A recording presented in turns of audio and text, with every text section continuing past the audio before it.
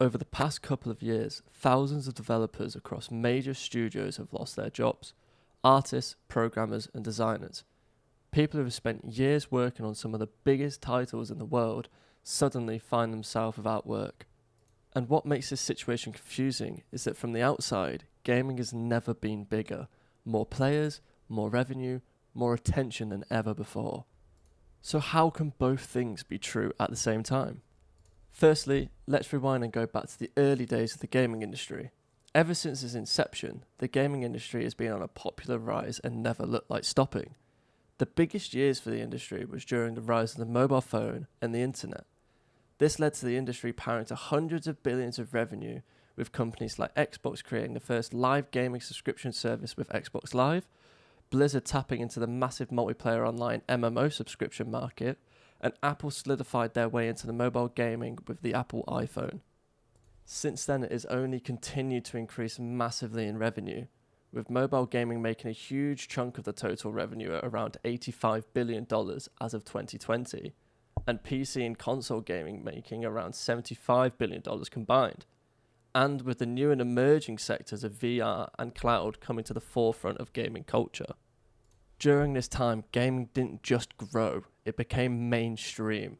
What was once seen as a niche hobby is now one of the largest entertainment industries in the world, rivaling film and music combined. And with that growth came higher expectations, bigger worlds, better graphics, live service updates, constant content drops. And behind all of that are teams that have grown from a few dozen people to sometimes thousands working on a single game title. So, if the industry has and is doing so well, why then from the outside does it appear to be crumbling, with people being forced out of their jobs?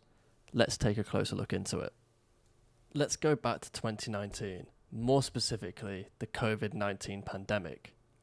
Due to the outbreak of COVID-19, people were quarantined in order to stay at home. This led to people looking for new ways to entertain themselves, therefore leading to a drastic increase in player numbers across the gaming industry, from current players' increased playtime to new coming players. An international survey done by the National Library of Medicine showed an increase of 78.9% in active players and an increase of 69.3% in inactive players during COVID. This then contributed to a total market increase of around 26 to 28% between 2019 and the end of 2021. In 2020 alone, the market value grew by around 12% to 20%, reaching a total value exceeding $155 billion. For a moment, it looked like this growth would never stop. Studios were hiring aggressively, trying to keep up with the demand, new teams were formed, projects were fast-tracked, and expectations just kept rising. But this growth wasn't entirely natural. It was driven by a very specific global situation that wouldn't last forever. But there was also something important happening behind the scenes. Modern AAA games were becoming incredibly expensive to make. Budgets for major titles could reach hundreds of millions of dollars when you factor in development, marketing, and post-launch support. That meant that the risk was higher than ever. If a game failed, it wasn't just disappointing, it could cost companies massive amounts of money. So, when studios expanded too quickly, especially during the COVID boom, they were taking on a level of risk that was very hard to sustain long term. This is where the reasoning behind the current layoff situation begins. Company had to start mass amounts of hiring and pumping an immense amount of resource and spending into the development of games just to keep up with the high demand of players. The post-COVID correction. When the world started to return to a normal and lockdowns were lifted, the inflated player base has started to return to a pre-COVID normal, and so did the income. Where companies had invested in increased staff and resources, a lot of the game titles were received poorly from fans, whether this was rushed release dates, unfinished and unpolished games, or just poorly executed development. This led to a lot of studios dealing with massive profit losses. This is where specifically we find these massive layoffs coming from. Companies and studios pushed the limits too far and hit a brick wall, and are now on a course correction reverting backwards. People then take these layoffs at face value and see it as the whole industry crumbling, when it's the opposite. The pandemic pushed the big red reset button that companies had been staring down the barrel at for almost a decade. The pandemic had just forced them into it. And we've now seen this play out across the gaming industry. Major studios and publishers have announced waves of layoffs, sometimes affecting hundreds or even thousands of employees at the same time. Entire teams have been cut, projects cancelled, and studios shut down completely, often with very little warning to the people working there. Bungie. As a studio close to my heart, and arguably the studio that got me into gaming, it was sad and disappointing to see the number of layoffs at the studio in recent years.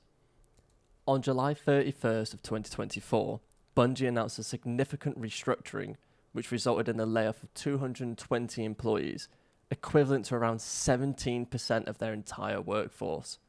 This was also on the back of a previous wave of layoffs in October of 2023. Bungie had quoted its reasoning was to focus on Destiny and the development of Marathon. These layoffs impacted roles all over the board, including executive and senior roles, including the famous and fan favourite Michael Salvatore, who had worked with Bungie for over 2 decades.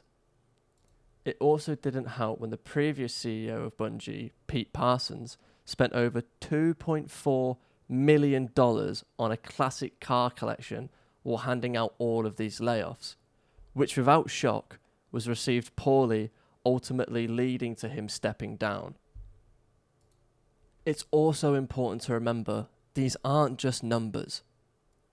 These are people who have spent years working on a single project only to be let go before it even releases. In an industry already known for its crunch culture and long hours, job security is becoming increasingly uncertain. For many developers, this means constantly moving between studios, relocating, or even leaving the industry entirely. The gaming industry moving forward. At the same time of all of this, player habits have also changed. Instead of constantly buying new games, players are sticking to a handful of forever games that are continuously updated over time. This creates a difficult environment for new releases, especially big budget games that rely strongly on launch sales. On the other hand, indie developers have found success by doing the opposite: smaller teams, lower budgets, and more creative freedom. These games often take more risks and connect with players in ways that large studios sometimes struggle to do. So, what does this all mean for the future of the gaming industry? It doesn't necessarily mean collapse, but it does mean change. Studios are now being forced to rethink how they operate, how they hire, and how they manage long-term projects. The era of constant expansion may be slowing down, replaced by a need for sustainability and smarter planning. Firmly, I personally believe the industry also needs a stronger labour organisation, much like the IATSE in Hollywood, to protect employees from major cutbacks and preventing anything like this from happening again. So, to finish off, the gaming industry isn't dying, but it's just going through a major correction. And like any correction, unfortunately, it comes with consequences. The challenge now is whether studios can learn from this moment and build a more sustainable future, not just for profits, but also for the people who actually make these games possible.